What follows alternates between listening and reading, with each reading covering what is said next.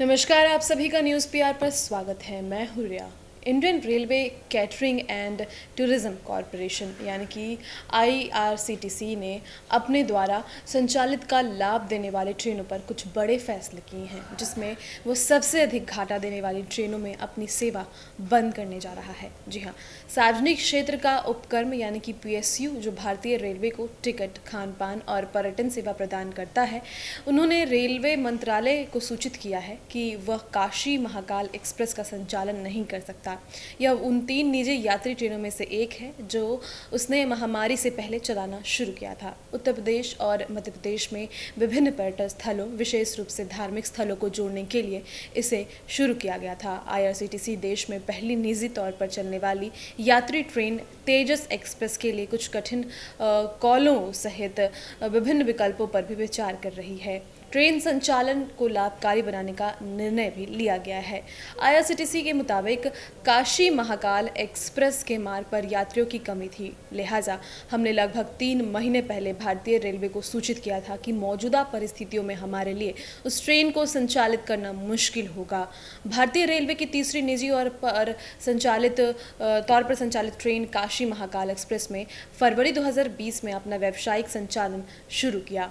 1 महीने पहले कोविड-19 ने आईआरसीटीसी को अपना संचालन बंद करने के लिए मजबूर किया और इस ट्रेन में यात्रा करने वाले यात्री 3 तीर्थ स्थानों यानी कि इंदौर के पास जो औरकेश्वर है, महाकालेश्वर है उज्जैन में, और काशी विश्वनाथ वाराणसी जा सकते हैं।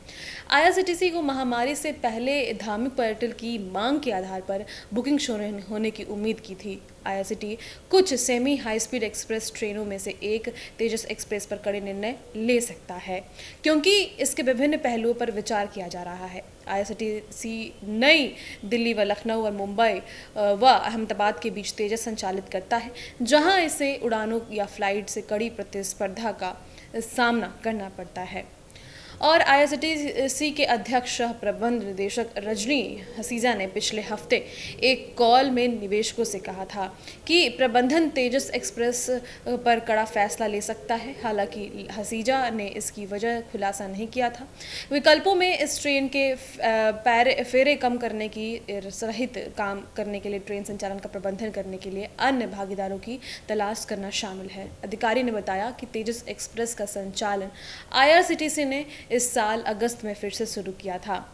दिवाली के मौके पर कुछ अपवादों को छोड़कर काफ़ी हद तक कम व्यस्तता देखी गई थी। जब यात्री यातायात में वृद्धि हुई थी, तेजस एक्सप्रेस को मुनाफे में आने के लिए 70% से ज़्यादा ऑक्यूपेंसी की ज़रूरत है। महामारी के दौरान ऐसे कई मौके आए जब आईआरसीटीसी को कम ट्रैफिक के कारण ट्रेन की सेवाएं बंद करनी पड़ी थी और यात्रियों की संख्या में काफ़ी कमी से निराशा भी हाथ लगी थी। और तमाम जो डिटेल्स हैं हमने आपको बताएं। आईआरसीटीसी ने रेलवे नेटवर्क पर अपनी ट्रेनों को पार्क करने और उन्हें बनाए रखने के लिए सार्वजनिक क्षेत्र की इकाई भारतीय रेलवे को भुगतान की जाने वाली लागत की छूट के लिए रेल मंत्रालय से संपर्क किया है।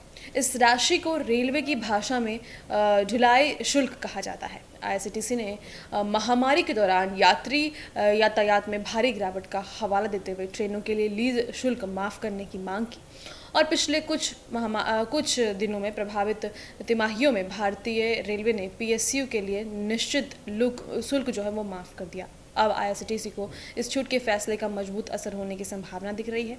रेल मंत्रालय नए निजी ट्रेनों के लिए बहुत जल्द टेंडर निकालने पर विचार कर रहा है और इसमें मुंबई अहमदाबाद मार्ग पर दूसरी तेजस एक्सप्रेस सेवा जनवरी 2020 से शुरू हुई और दिल्ली लखनऊ मार्ग की तुलना में अधिक व्यस्तता देखी रही थी। यह सुनिश्चित करने के लिए पीएसयू को ट्रेनों के संचालन के लिए पूर्ण सामान्य वर्ष नहीं मिला।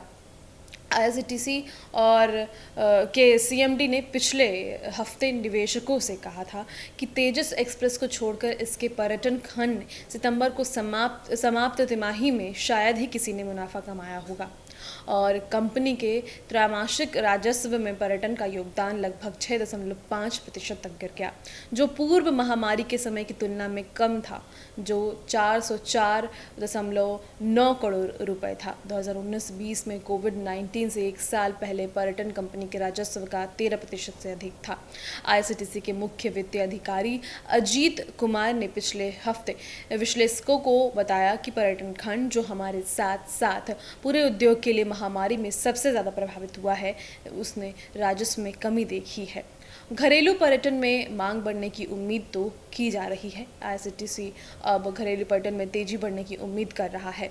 चालू वित्त वर्ष की जून-सितंबर तिमाही में आईआरसीटीसी ने धार्मिक और पर्यटन स्थलों जैसे बद्रीनाथ, द्वारका, रामेश्वरम, पूर्वोत्तर के स्थानों लद्दाख, लेह और केरल के साथ साथ घरेलू सर्किट में अन्य स्थानों को कवर करने वाले पर्यटक पैकेज की पेशकश शुरू की है।